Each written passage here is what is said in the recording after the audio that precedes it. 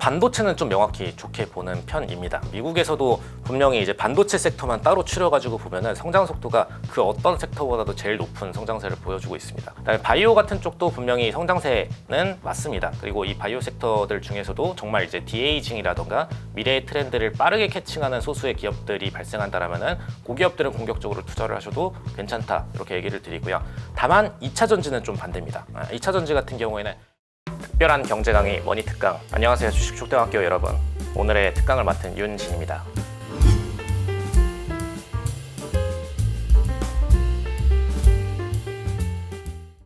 일단 가장 큰 문제가 최근에 있어서는 두 가지 정도로 요약을 드리는데, 최근에 이제 부동산 시장의 어떤 이자율이 많이 올라갔잖아요. 근데 이 부동산 시장 이자율이 올라가게 됐을 때 딱 개인들이 내가 어떤가를 생각해 보시면 제일 간단히 답이 나옵니다. 부동산 10억짜리가 있는데 이자가 300만 원, 400만, 500만 원이 나온다고 해서 부동산을 팔고 남는 돈으로 증시를 투자해야지라고 생각하기보다는 오히려 내가 갖고 있던 증시를 팔고 이 부동산 이자를 내야지라고 판단하시는 분들이 훨씬 많아요. 그게 이제 요즘 들어서의 명확한 트렌드이고요. 그러다 보니까 국내 증시가 올라가는 데 있어서 굉장히 많은 제약 조건들이 이 이자나 어떤 부동산 자산의 홀딩으로 인해서 발생을 하고 있습니다. 그래서 이런 부분들을 고려하자라면은 분명히 이제 국내 자산에 올라가는데 저항감이 굉장히 크고요.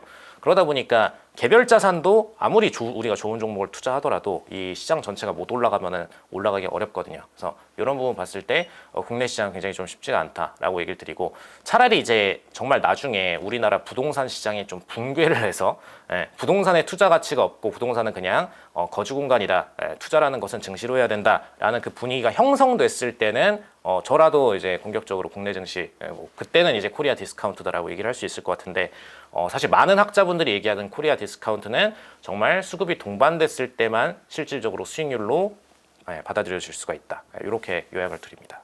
아니요, 국내에 투자하지 않습니다. 네, 아예 정말 투자를 안 하고 있습니다. 국내 쪽에 대해서는. 사실 이제 미국이나 이런 쪽 상승률이 아직까지도 훨씬 더 높아요. 근데 그것 때문에 이제 낙수 효과로 이제 국내장도 같이 이제 최근 들어서 좀 상승률을 보고 있다라고 보시면 될 것 같고, 사실 이제 1, 2월까지만 해도 전혀 그런 분위기가 아니었죠.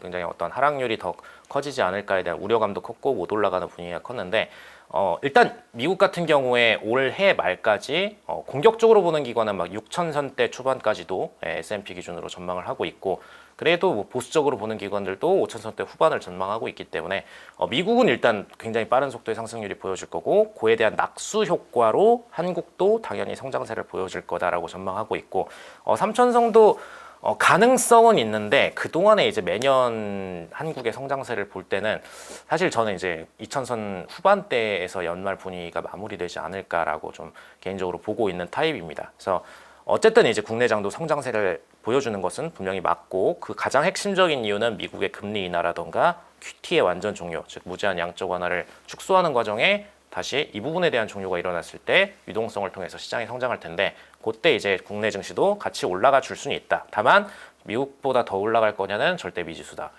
그렇게 될 것 같지는 않다. 이렇게 말씀드리고 싶습니다. 사실 희망을 드리고 싶은데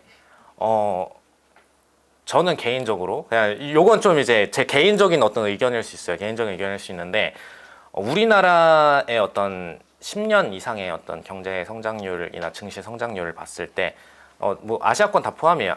미국, 일본의 니케이, 중국의 어떤 CSI, 홍콩의 항생지수 다 포함해서 봤을 때 골드의 어떤 인덱스 상승률을 넘기 전까지는 최근에 이제 30년 상승률 기준으로 했을 때도 아직까지도 하회하고 있거든요.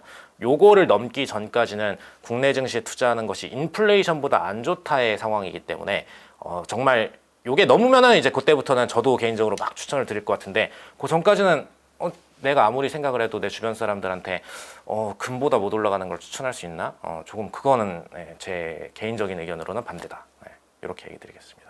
반도체는 좀 명확히 좋게 보는 편입니다. 물론 이제 최근 들어서 삼성전자가 뭐 잃어버린 10년이다 이런 느낌으로 경영적인 문제가 많이 일어나고 있는데, 그렇다고 해서 반도체 섹터 자체가 못 오르는 건 아니거든요. 미국에서도 분명히 이제 반도체 섹터만 따로 추려가지고 보면은 성장 속도가 그 어떤 섹터보다도 제일 높은 성장세를 보여주고 있습니다. 그래서 그런 부분들이 현재도 현재 진행형이기 때문에 분명히 이제 반도체 섹터 같은 경우에는 뭐 꼭 삼성전자가 될지 뭐 SK하이닉스 같은 주자가 메인이 될지는 그거는 이제 다른 경쟁의 문제겠지만 이 섹터 자체는 계속 성장할 거다. 그리고 앞으로도 성장 속도가 인덱스보다도 높을 거다라는 부분은 불변의 진리일 것 같고요. 그다음에 바이오 같은 쪽도 분명히 성장세는 맞습니다. 그리고 이 바이오 섹터들 중에서도 정말 이제 디에이징이라던가 미래의 트렌드를 빠르게 캐칭하는 소수의 기업들이 발생한다라면은 고기업들은 공격적으로 투자를 하셔도 괜찮다 이렇게 얘기를 드리고요.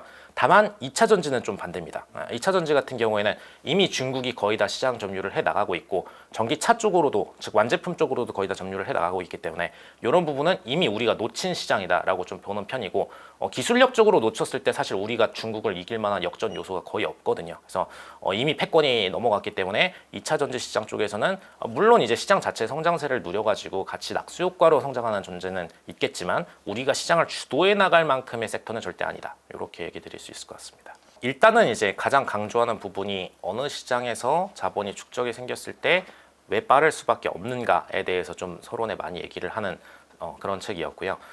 자본의 축적도가 잘 쌓이는 국가 기준으로 봤을 때 우리가 ETF를 투자하게 될 경우 어떤 성과를 더 거둘 수가 있고 그리고 그 시장은 어떤 방식의 투자를 우리가 택해야 어떤 성장 속도가 가장 높은 방식의 투자를 할 수가 있는가 이 내용들을 좀 굉장히 좀 함축적으로 설명드리는 책입니다. 그래서 우리가 어떤 미국 시장을 봤을 때 분명히 최근에 많은 투자자들이 미국을 관심을 갖는다라는 거는 분명히 고만한 매력이 있기 때문에 관심을 갖는다라고 보고 있고요. 근데 이제 그 방식 투자에 있어서 제일 쉽게 접근하는 방법이 무엇인가, 정보에 대해서 제일 쉽게 접근하는 방법은 또 무엇인가, 이런 부분들 좀 함축적으로 얘기 드렸으니까 그렇게 쉽게 접근하는 방법 한번 스터디해 보시면 좋을 것 같습니다. 미국 ETF 투자는 그래프 게임이다. 네, 요 문장으로 좀 함축 드릴 수 있을 것 같고요. 그 이유는 어쨌든 자본의 시장의 축적, 즉 이제 시장 새로운 참여자들이 시장에서 얼마나 잘 쌓여가고 있는가, 요 게임이기 때문에 현재 시점으로 그 중심은 미국인 상태이다. 이렇게 요약드릴 수 있을 것 같습니다. 일단은 이제 투자자분들께서 어떤 미국에 대한 투자에 있어서 혹은 한국에 대한 투자에 있어서 많은 부분을 뭐 고민을 하는 과정일 수 있을 것 같은데 사실 이제 특히 20, 30대는 그래도 이 시장에 많이 적응을 하시는 것 같아요. 뭐 새로운 암호화폐 시장, 뭐 미국 시장 다 적응을 잘 하시는 것 같은데 이 40대 이상 분들부터는 어떤 국내를 벗어나는 것 자체를 굉장히 많이 좀 거부감을 갖고 계신 경우가 많습니다. 근데 이런 부분들이 생각보다 특히 우리나라에서는 별게 아니야. GTS 같은 데서 뭐 계좌 하나 추가로 해외 계좌 개설하고 시작하는 거 그냥 요 장벽밖에 없기 때문에 생각보다 우리가 생각하는 것만큼 심리적 장벽일 뿐이지 절대로 글로벌 장벽은 높지 않다라는 거는 한번 유념해 주시면 좋을 것 같습니다.